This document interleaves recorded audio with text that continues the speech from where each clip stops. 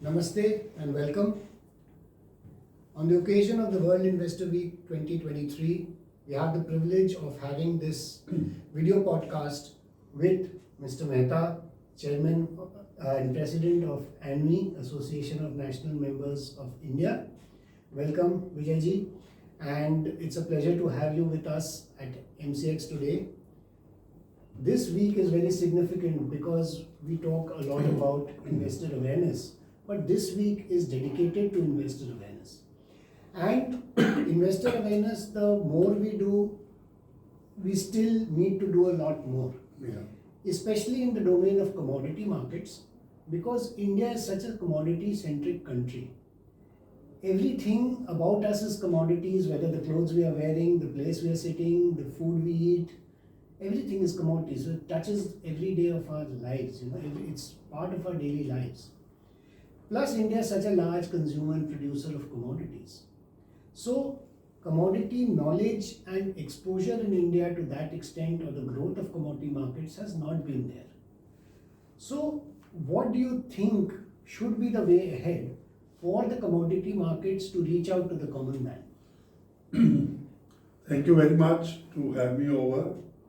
I'm very happy to come to MCX and as ANMI National President. And I think you have a very, very valid question. I think personally, like Government of India is nowadays running a campaign for millets.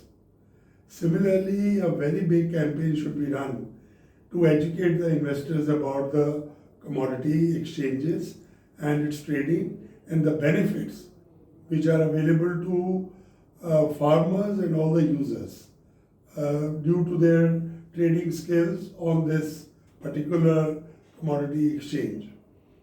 This is becoming more relevant because the people who are dealing in commodities, they are not really very highly educated. Let's take the case of farmers, or let's not take the case of artiyas, let's take the case of grocery shop owners. So, all these people, number one, they are not very highly educated. Number two, they are not very highly technically exposed. So, इन दोनों चीज़ों में एक तो campaign Hindi में चलाना चाहिए, उसमें जितने भी ये लोग हैं ये हिंदी में हम बोलेंगे तो समझेंगे. और the second thing is that there should be conferences held in all major areas from where we can find the commodity growers or the commodity farmers. Very relevant point, because देखिए as an exchange, as an industry body, आप और हम तो बहुत सारे programme करते हैं, और सिर्फ अंग्रेजी और हिंदी में नहीं, बहुत सारे रीजनल लैंग्वेजेस में भी करते हैं. पॉइंट वो है कि जो ग्रास रूट लेवल पे है, एक तो उनकी ओवरऑल एजुकेशन लेवल कम है, plus we their awareness of the markets and what benefit it can bring to them, that is the point we need to reinforce. कि उनको ये समझ में आता है कि commodity markets is an instrument for price discovery, तो उनको एक सही दाम दिखता है. It's also instrument for price risk management, they can manage the risk. And सबसे बड़ी बात है कि उनको एक भविष्य का एक if you could peek into the future कि कल को क्या हो सकता है, तो they can see pricing of a month, 2 months, 3 months ahead. So they know, they have some certainty. For example, आपने फार्मर की बात कही. So when a farmer sows his crop and if he sees 3 months आगे का क्या है, और उसका क्रॉप साइकिल अगर 3 महीने का है, तो आज से ही वो आगे का दाम बेच सकता है. तो he is locked in to his profit कि आज उसका suppose cost of production X है, और सामने मंथ 3 महीने बाद का प्राइस एक्स प्लस 40% है या 50% है, तो वो तो जानता है कि मेरा 40-50% तो लॉक हो गया. So he can easily sell the futures. Similarly एक ऐसा भी है कि जो MSP है, गवर्नमेंट उसको अगर पुट ऑप्शंस खरीदवा के अगर फार्मर को हेल्प कर सके, तो गवर्नमेंट को क्या है कि स्टोरेज का कॉस्ट एंड वेस्टेज जो होता है, फिजिकल प्रोक्योरमेंट, ट्रांसपोर्टेशन, वो सब कुछ नहीं करना है. And it is a type of a price insurance to the farmers. Right. So what is your view in terms of what measures the government could take in terms of helping the commodity markets grow and bringing this ecosystem up to a larger level. No, I think it's a very important point जो आपने अभी अभी बताया है। मेरे ख्याल में काफ़ी लोग और फार्मर्स वगैरह स्पेशली उनमें ये जानते ही नहीं है कि वो कमोडिटी एक्सचेंज में डिलीवरी भी दे सकते हैं। सभी के मन में ये है कि ये सिर्फ एक ट्रेडिंग प्लेटफॉर्म है और जिसके अंदर हमें अपनी पोजीशन स्क्योर ऑफ करनी है। एक तो ये बड़ा इंपॉर्टेंट पॉइंट है जो सभी को बताना है। दूसरा ये है कि जो आपने कहा है अभी कि अगर गवर्नमेंट इसमें हेल्प करे तो इससे नॉट ओनली कमोडिटी एक्सचेंजेस की रीच बहुत बढ़ जाएगी पर गवर्नमेंट को भी इन द लॉन्ग रन बहुत ज़्यादा फायदा होने वाला है। तो ये आज वेयर हाउसेस की जितनी ज़रूरत है वो आज इंडिया में अवेलेबल नहीं है क्योंकि इंफ्रास्ट्रक्चर इन्वेस्टमेंट उतने हाई स्केल पे नहीं है। तो मुझे लगता है कि जो आपने बोला है ये बिल्कुल इमीडिएटली शुरू होना चाहिए। तो जैसा आपने शुरू में भी कहा और हमारी अक्सर बात होती रहती है कि India is one of the largest consumers producers of various commodities और आपने भी आज एक और फोरम में कहा था कि but we are not price setters. So India कैसे प्राइस सेटर बने क्योंकि आज अगर हम प्रोड्यूसर हैं या कंज्यूमर हैं सो जो प्राइस सेटिंग है वो भी हमारे पास होना चाहिए ना कि कहीं बाहर होना चाहिए। That's one point. The other point is that Indian corporates should hedge in India rather than hedge abroad. Right. So there is, I feel, a need to encourage from various methods for Indian corporates and Indian producers, consumers, etc., large ones, to hedge in domestically. That will help increase the depth and width of the market. The government will also get more revenue. Precious foreign exchange will not flow out for margins or MTM payments abroad. Plus visibility, tax avoidance नहीं होगा क्योंकि सारा यहाँ visible है because our commodity markets are so transparent and as you rightly said कि it is also a delivery platform. So अगर कोई corporate के पास सरप्लस स्टॉक है तो एक्सचेंज पे छोड़ दे, फ्यूचर खरीद ले, बाद में उसको जब चाहिए ले ले। जिसके पास माल चाहिए एक्सचेंज से भी ले सकता है क्योंकि क्वालिटी क्वांटिटी गारंटीड है। सो इन दैट सेंस इंडिया अगर जैसे अपने बात होती है इंडिया 5 ट्रिलियन इकोनॉमी बनेगी, 10 ट्रिलियन इकोनॉमी बनेगी, तो जो भी ग्रोथ होता है किसी भी इकोनॉमी का वो कमोडिटी के बिना नहीं हो सकता। और कमोडिटी मार्केट अगर इंडिया ग्रो करेगा तो कमोडिटी मार्केट ग्रो करेगा और कमोडिटी मार्केट ग्रो करेगा तो इंडिया करेगा। जैसे अपने एक इकोनॉमिक्स में कहते हैं लीडिंग एंड लैगिंग इंडिकेटर्स। तो commodity growth leads to economic growth and economic growth leads to stock market growth. So आप तो स्टॉक मार्केट, कमोडिटी मार्केट सबके मेंबर्स के एक नोडल एजेंसी है। सो आपका क्या व्यू है कि मेंबर्स या जो अपने जो मेंबर्स हैं वो किस तरह से और इस कमोडिटी मार्केट को प्रोत्साहित कर सकते हैं? देखिए, पिछले साल एनबी ने गिफ्ट सिटी के अंदर एक प्रोग्राम किया था और जिस प्रधानमंत्री जब उसमें बोल रहे थे तो उन्होंने ये वाली बात बोली कि आज ये गिफ्ट सिटी जो है ये इंडिया को वर्ल्ड की ट्रेडिंग में हेल्प करेगी। तो मेरा सबसे पहला सुझाव तो ऋषि जी ये है कि गिफ्ट सिटी में कमोडिटीज डील होनी चाहिए क्योंकि एज अ कंज्यूमर, जैसे आपने कॉर्पोरेट्स के लिए भी बोला, अल्टीमेटली उन सभी के स्टेक्स इतने बड़े हैं कि अगर हम उनको फोर्सिबली इंडिया में ट्रेड करने के लिए बोलते हैं तो जो उनकी कमोडिटी के प्राइसेस हैं, क्योंकि इंपोर्ट भी होता है और इंडिया को एक्सपोर्ट करने के लिए भी कॉम्पिटिटिव होना है, तो हमें जब तक बेस्ट डिलीवरी में हम पार्टिसिपेट नहीं करते तब तक सभी लोग हमारे प्लेटफॉर्म को यूज़ नहीं करेंगे। तो मेरा एक सुझाव है, एक तो गिफ्ट सिटी के कारण हम लोग इंटरनेशनल लेवल के ऊपर पार्टिसिपेट करेंगे। दूसरा, as a part of planning हमको उन कमोडिटीज़ पे कॉन्सेंट्रेट करना पड़ेगा जिन कमोडिटीज़ के अंदर हम लोग लीडर हैं इन टर्म्स ऑफ कंजम्पशन या उसकी ट्रेडिंग के अंदर हम लीडर बन सकते हैं। अब ये थोड़ी रिसर्च का विषय है जो आप NCX में कर सकते हैं, लेकिन गोल्ड इसमें एक बहुत इम्पॉर्टेंट एग्जाम्पल है।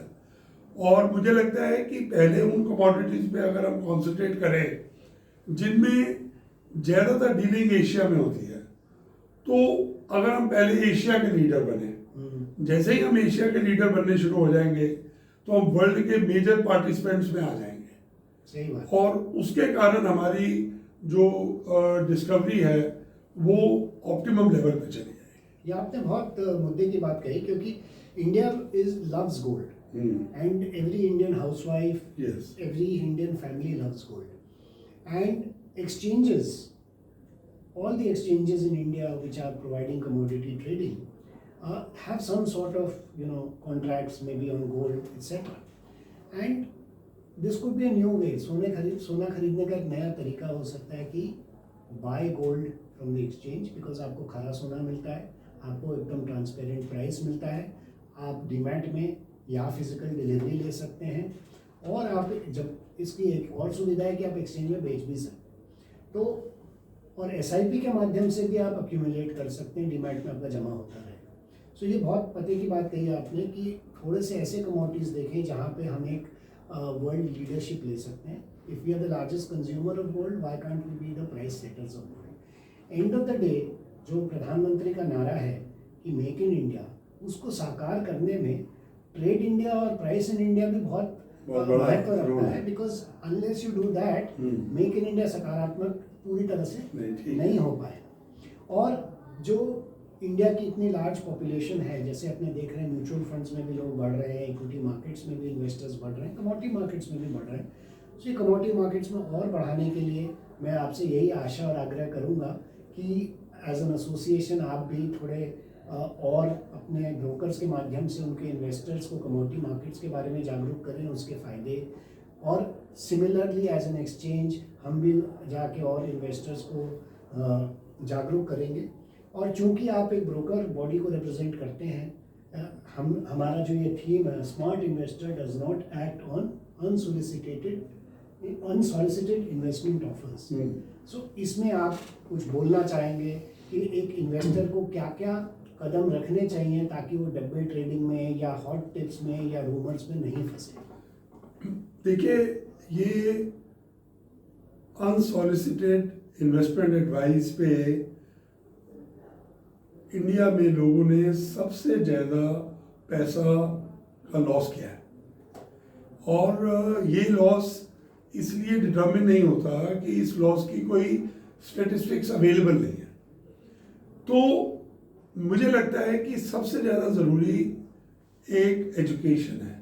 अब जैसे आपने कहा, एक छोटा सा सुझाव आपने मुझे बातों बातों पे दिया, मैं इस बार दिवाली आ रही है तो उसके अंदर हम आपसे फिजिकल डिलीवरी उठाएं गोल्ड की। जिन लोगों ने दिवाली पे गोल्ड खरीदना है या 1-1 ग्राम के लिए फैमिली, फ्रेंड्स, बच्चों में देना है, वो सभी यहाँ से डिलीवरी उठा सकते हैं। ऐसा मार्केट में नोन नहीं है। तो ये education either through equity market में ज़्यादा इसलिए है कि इक्विटी मार्केट में रोज नॉलेज बहुत है। आज अगर आप एक टीवी चैनल शुरू करें तो सिर्फ कमोडिटीज पे डील करना है, क्योंकि अभी तो इसकी इंफॉर्मेशन इक्विटी जो जर्नल टीवी के चैनल्स हैं उन्हीं के अंदर थोड़ी सी आती है, पर एक बार आप पूरी देंगे तो उसके अंदर भी काफ़ी फर्क पड़ेगा उसमें ऐड होने के लिए। और ये जो अनसॉलिसिटेड है, इसके अंदर भी 1-2 चीज़ें हमें और ध्यान में रखनी पड़ेगी। दोनों में है, जो आपने अभी कहा डिलीवरी क्यों लेते हैं, क्योंकि इन चीज़ों की कैश में बहुत डीलिंग होती है। अब जो है वो, क्योंकि अब गवर्नमेंट के डिफरेंट मेजर से और जीएसटी एक यूनिफॉर्म पॉलिसी के रूप में आने से जो कैश की डीलिंग है वो बहुत कम होती चली जा रही है। तो this is the right time जब आप मार्केट में ये वाली बात बता सकते हैं। और एसआईपी के बारे में तो मैं सच बताऊं, मुझे भी पता नहीं था कि आप एसआईपी के थ्रू भी हम गोल्ड आपसे ले सकते हैं। तो थोड़ा जैसे बोलते हैं मोर एजुकेट करेंगे। और ये जो यहाँ पे अनसॉलिसिटेड बिजनेस है या एक डब्बा ट्रेडिंग होती है, उसके अंदर थोड़ा सा मुझे ये प्लेटफॉर्म तो नहीं है, लेकिन ये है कि मार्जिन इतने हाई हैं कि वो आदमी वहाँ पे इसलिए फंस जाता है। जैसे मैं इसका कंपैरिजन करूँगा, भाई देसी शराब जहाँ पे नशाबंदी है वहाँ पे देसी शराब ज़्यादा बिक जाती है। क्यों? लोग जो हैं उसके बुरे इफेक्ट्स के बारे में जानते नहीं। तो दोनों तरफ से थोड़ा बहुत अगर हम इसको प्रमोट करें तो मुझे लगता है कि इसके लॉन्ग टर्म बेनिफिट्स बहुत हाई प्रोपोर्शन में आएंगे। ज़रूर। तो ये मैसेज सिर्फ क्लियर है। देखिए, आप रेगुलेटेड एक्सचेंज के माध्यम से ही ट्रेड करें, सबसे पहला मैसेज ये। दूसरा कि आप रेगुलेटेड एक्सचेंजों के माध्यम से बहुत सारे कमोडिटीज़ हैं, ये ऐसा नहीं है कि खाली सब बिजनेसेस के लिए हैं। आप कमोडिटीज़ एक आम निवेशक के माध्यम से as a small retail investor also you can buy through any of the regulated commodity exchanges. You can buy gold or silver or other commodities, do an SIP. So that is also one way of accessing the commodity markets. Don't fall in the lure of hot tips or unsolicited information. Regulated exchange में may be आपको जो initially आपको लगेगा कि भाई margin देना पड़ता है, ये देना पड़ता है, but end of the day it is better to go through a regulated system which protects your interest rather than take the shortcut and find yourself in a dead end. So जागरूक बने और सही निवेश करें, यही मैं आप लोग से कहना चाहता हूँ। मेहता साहब, बहुत बहुत धन्यवाद आपका and thank you all for. बस मैं एक चीज़ एंड में बोलूँगा जी कि आज हमारी जो ऑर्गेनाइजेशन है एनमी, ये लार्जेस्ट ब्रोकर रिप्रेजेंटेटिव बॉडी है। 1100 जो ब्रोकर मेंबर्स हैं उनमें कोई 990 एनबी के मेंबर हैं, association of national exchanges members of India. तो हम लोग एमसीएक्स को भी रिप्रेजेंट करते हैं क्योंकि MCX is also national exchange. तो मेरी ओर से आपको बड़ी बधाई है कि ये इन्वेस्टर वीक आप इतने अच्छे तरीके से सेलिब्रेट कर रहे हैं और लोगों में पहुंच रहे हैं, और इस तरीके से बातचीत करके ये वाले मीडियम के थ्रू लोगों को एजुकेट करें तो मुझे लगता है कि हम काफ़ी इन्वेस्टर वीक की सेलिब्रेशन को जस्टिफाई कर पाए। ज़रूर। और एनमी के जितने भी मेंबर हैं और उनके साथ जितने निवेशक जुड़े हुए हैं, उनके जो भी इन्वेस्टर्स हैं, मैं उनको यही कहना चाहता हूँ और मैं आपसे भी आग्रह करूँगा कि अपने मेंबरों के माध्यम से इन्वेस्टर्स को बोलें। आप हमें इसकी कॉपी दीजिए, हम सभी इन्वेस्टर में सभी ऑफिस के अंदर चलवा देते हैं। ज़रूर। सो आपसे यही आग्रह करना चाहूँगा विद वन रिक्वेस्ट कि tell the investors not to fall prey to these luring tips, rumors, etc.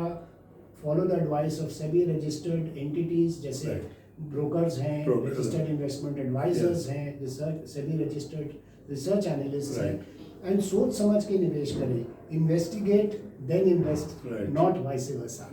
Thank you very much. Thank you very much. Thank you.